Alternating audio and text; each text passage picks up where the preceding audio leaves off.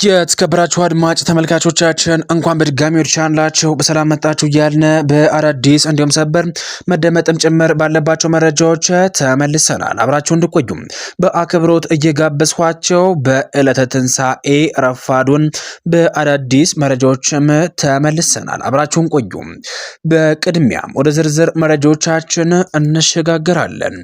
በመካከለኛው ምስራቅ በአሜሪካና በእስራኤል ጥምረት ከኢራን ጋር ለ5 ሳምንታት ለ40 ቀናት የዘለቀው ጦርነት ለ14 ቀናት ተኩስ አቁም ስምምነት መደረሱ የሚታወስ ሲሆን በአሁኑ ሰዓትም ይህ ተኩስ አቁምና ድርድር ሂደትም ለዓለም ተስፋ የሰጠ ቢሆንም ትናንትና ማምሻውን ግን ይህ ድርድር ሳይሳካም እንደቀረም ተረጋግጧል። በአሜሪካና በኢራን መካከል ሲካሄድ የነበረው ታሪካዊው ድርድር መጀመሪያ አካባቢ እጅግ ተስፋ ሰጪ መንፈስ የነበረው ቢሆንም አመሻሹን ግን ተለውጧል። እንዲያውም አንድ የኢራን ከፍተኛ የልዑካን ቡድን አባል ድርድሩ በጥሩ ሁኔታ እየሄደ እንደሆነና አሜሪካ ኢራንን እያዳመጠች ነው በማለትም ደስታቸውን ገልጸው ነበረ። ቢሆንም ግን ይህ ደስታቸው ሙሉ በሙሉ እስከ መጨረሻው ድረስ አልዘለቀም። በመጨረሻም አሜሪካ ሙሉ በሙሉ ሳትስማማ እንደወጣች ነው ድርድሩም ሳይሳካ እንደቀረ ነው የተረጋገጠው። ነገር ግን ትንሽ ነገሮች ቆየት ሲሉ ጸባዩ እንዲሁም ደግሞ የአየር ንብረቱ ሙሉ በሙሉ በድንገት ተቀያየረ ሲሉም የኢራኑ ከፍተኛ የልዑካን ቡድን አባልም ተናግረዋል። በአሜሪካ በኢራንና በአደራዳሪዋ ፓኪስታን መካከል አዲስ ሶስትዮሽ ውይይት ቢጀመረም ቢካሄድም ድርድሩ ግን ጣፋንታው መጨረሻው ሳይሳካ እንደቀረ ነው የተሰማው።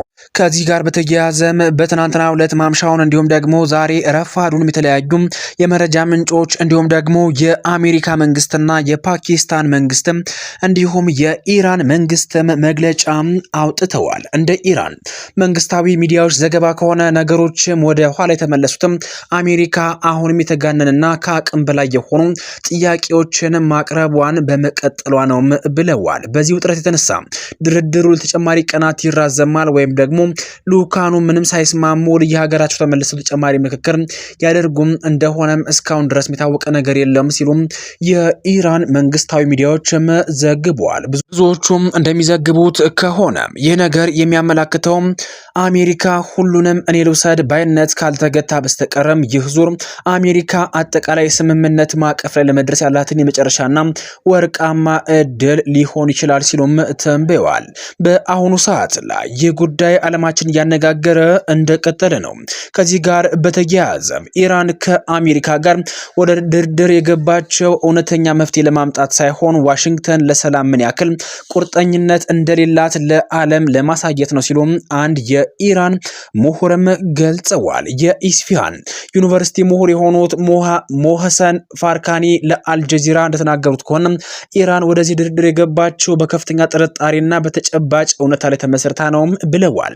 አሜሪካ ችግሮችን በሰላማዊ ድርድር ለመፍታት በቂ ቁርጠኝነት እንደሌላት ለሶስተኛ ጊዜ ለዓለም ለማረጋገጥ ነው ወደ ድርድር የገባ ነው ሲሉም ምሁሩም አስረድተዋል። በአንጻሩ አሜሪካ ድርድሩን እየተጠቀመችበት ያለችበትም ቀደም ሲል ያስተናገደችውን ከባድ ኪሳራና የሽንፈት ትርክት ለመጠገን ለመቀልበስ ነው ሲሉም ፋርካኒ ሞግተዋል። የአሜሪካው ፕሬዝዳንት ዶናልድ ትራምፕ እንደተናገረው ከሆነ ስምምነት ተደረገም አልተደረገም አሜሪካ የኢራን ኒውክሌር ጣቢያዎችን መገደብ እንዲሁም ደግሞ የሆርሙዝን ባህሮች መጥዳግም ማስከፈት እንደምትችል የሚያሳየውን ትርክት ለማጠናከር ፈልገው ነውም ብለዋል። ይሁን እንጂ ትራምፕ ከሁለት ወራት በፊትም በተካሄደው የ12 ቀናት ጦርነት ማብቂያ ላይ የኢራን የኒውክሌር ጣቢያዎች ሙሉ በሙሉ መውደማቸውን መናገራቸውን ያስታወሱት ፋርካኒ አሁን ደግሞ ያንን ያረጀ ትርክት እንደ አዲስ ስኬትና ችሎታ አድርገው ሊሸጡት ወይም ደግሞ ሊያቀርቡት እየሞከሩ ነው በማለትም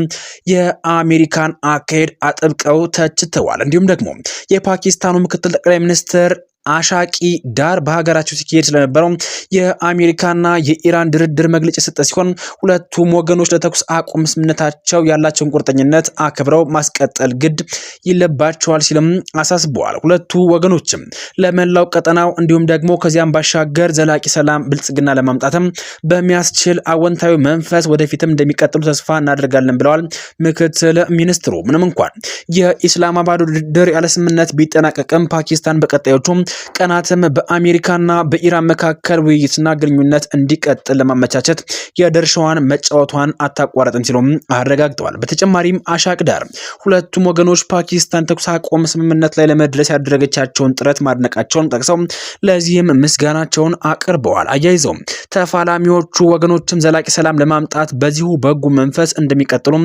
ያላቸውን ጽኑም ተስፋም ገልጸዋል። ቢሆንም ግን ዲፕሎማሲ ሂደት እንጂ ድንገተኛ ክስተት አይደለም። የቀድሞዋ የፓኪስታን አምባሳደር ስለ ኢስላማባዱም ንግግር ድርድር ተናግራለች። በአሜሪካ የቀድሞ የፓኪስታን አምባሳደር የነበሩት ማሊሃ ሉዲ በኢስላማባድ የተካሄደ ስላለው የሰላም ንግግር ስኬታማ ይሆን ውድቀትም ይሆን ሰዎች አስቀድመው ድምዳሜ ላይ እንዳይደርሱም አሳስበዋል። አምባሳደሯ በኤክስ ገጻቸው ባሰፈሩት መልእክታቸውም ዲፕሎማሲ ሂደት እንጂ አንድ ጊዜ የሚከሰት ድርጊት አይደለም፣ ሂደቱ በፍጥነት ውጤት ያመጣል ብሎ የሚያስብ ሰው ተሳስተዋል ሲልም አስገንዝበዋል። ንግግሩ እንደ ትልቅ ስኬት ወይም ደግሞ ውድቀት ብቻ አጥቦ ማየት እንደማያስፈልግ የገለጹት ሎዲ ለጉዳዩ ትዕግስትና ጥንቃቄ የተሞላበት ምልከታ እንደሚያስፈልገውም ጠቁመዋል።